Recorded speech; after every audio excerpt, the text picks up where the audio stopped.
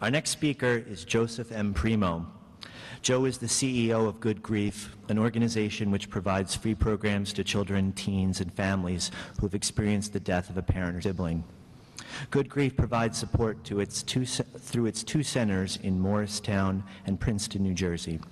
Primo is also the president of the National Alliance for Grieving Children and author of What Do We Tell the Children? Talking to Kids About Death and Dying. Primo received his Master's of Divinity from Yale University. Joe Primo.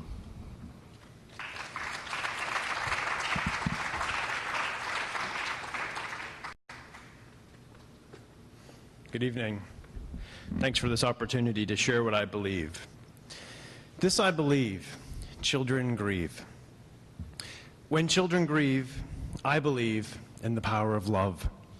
Not the red heart stuff that we may be prone to print and repeat as mantras, like rattling off, "I'm sorry for your love, for your loss, XOXO," or "at least he isn't suffering." I believe in the power of honesty and presence, the commitment to share empathy when everyone else is running away.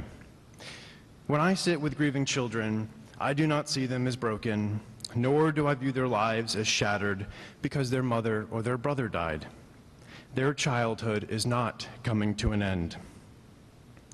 I believe in the love that moves children through broken moments and helps them find hope for the future.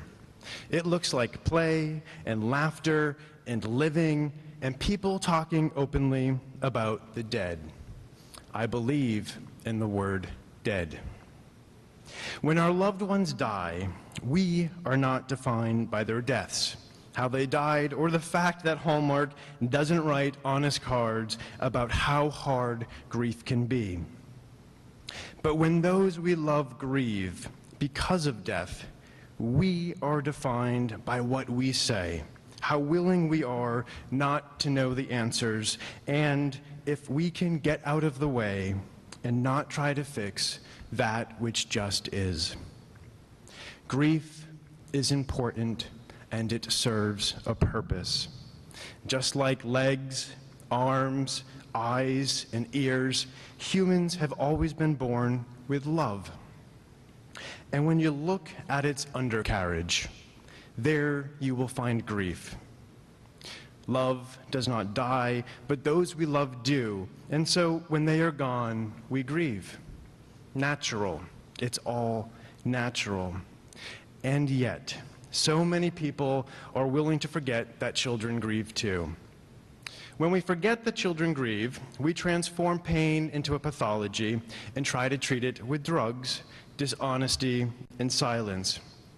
But it doesn't go anywhere. It does not move unless we move it and talk about it and love it.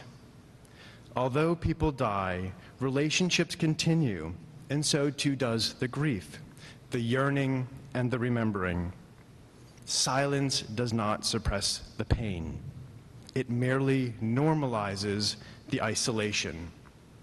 Now, I've seen 2-year-olds, 12-year-olds, and 20-year-olds grieve the same person, and each grieve differently. That unique, precious, and never the same grief is as particular and at times peculiar as the person themselves, which makes people uncomfortable because they seem to prefer boilerplate templates and basic knowledge about commonly accepted fundamentals.